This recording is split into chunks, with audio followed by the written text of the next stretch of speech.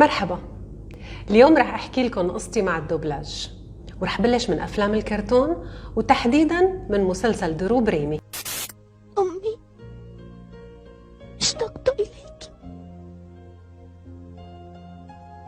ريمي، أمي، ندي.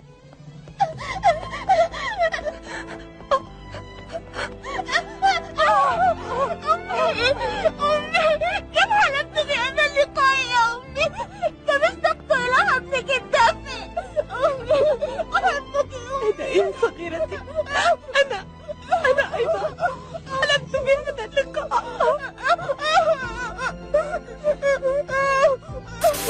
انا ما اخترت هذا المسلسل لانه الدور اللي لعبته هو اول دور بلعبه بحياتي، بس لانه هاد كان اول تجربه لإلي مع استوديوهات الزهره يلي عملت بعد هيك محطه سبيس تون المشهوره. وبعد ما انتظرت شهور طويله بقلب الاستوديو ما بين تدريب وما بين قاعده من الصبح لاخر النهار على امل انهم يعطوني دور، وبالاخر اعطوني هذا الدور الصغير لكن المهم والاساسي. سأخبرك بسر، طالما حلمت بأن تكون لدي أخت مثلك يا ميستي. أحب أخي وأصدقائه في نادي البوكيمون، لكنني الفتاة الوحيدة بينهم. يا لك من مسكينة. خطرت لي فكرة، لم لا تصيرين أختي وتبقين معنا في المنزل؟ ماري، لما لا نتحدث عن شيء آخر؟ من بعد ما أثبت جدارتي بمسلسل ريمي انهالت علي الأدوار من كل استوديوهات الشام، وصرت أشتغل دوبلاج على مدار الساعة. وبصراحة أنا كتير حبيت المهنة، وكل ما كان الدور أصعب كنت أستمتع بأدائه أكتر. مثلا دور هارلي كوين بباتمان.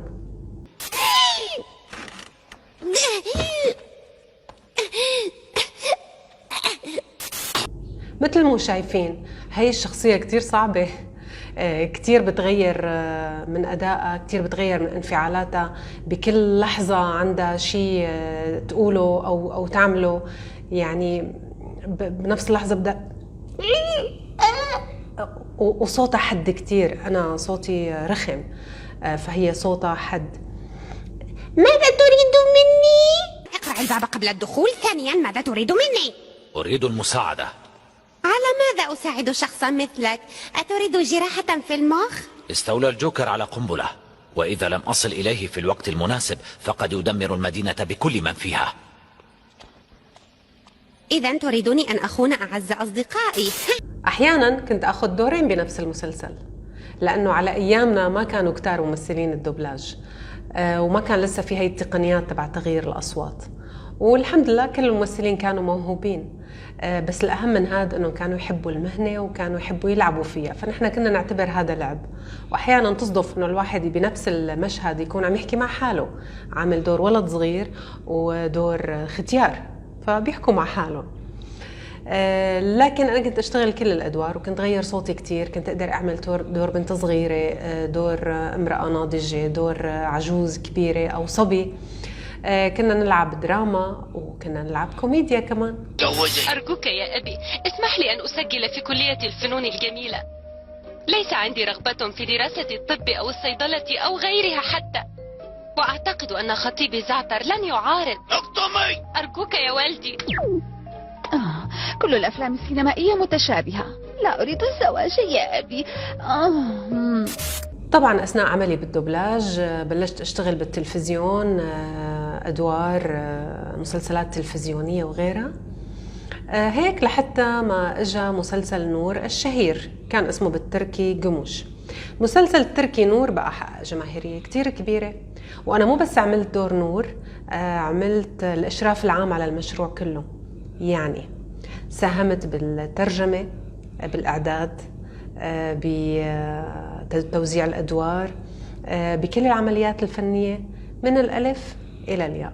لازم تقلي شو القصة. مهند اللي بعرفه بيستغل حتى الثانية ونحن سوا.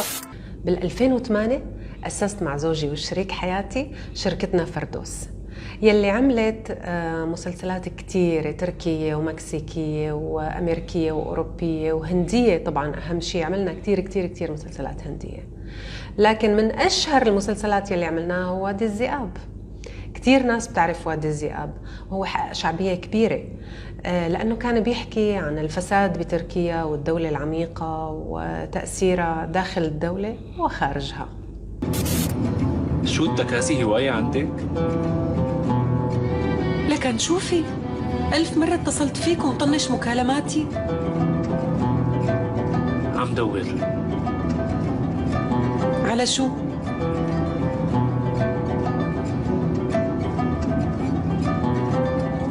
على طريقة أطلب إيدك فيها. مو طبيعي، بلاها المزح. ليك مراد. مهنة الدبلاج عطتني كتير، عطتني شهرة واسعة عند الناس وبالذات الأطفال يلي هن أحب الكائنات لقلبي. كمان فتحت لي كتير أبواب للتعامل مع المحطات ومع الممثلين ومع الأشخاص. بالمقابل أنا أخلصت لها وعطيتها كل محبتي، وإن شاء الله رح ضل مكملة فيها. بتمنى تكونوا حبيتوا قصتي القصيرة عن الدبلاج. بتمنى أسمع آرائكم وتعليقاتكم، وقولوا لي إذا حابين تعرفوا أي شيء تاني كمان. نهاركم سعيد.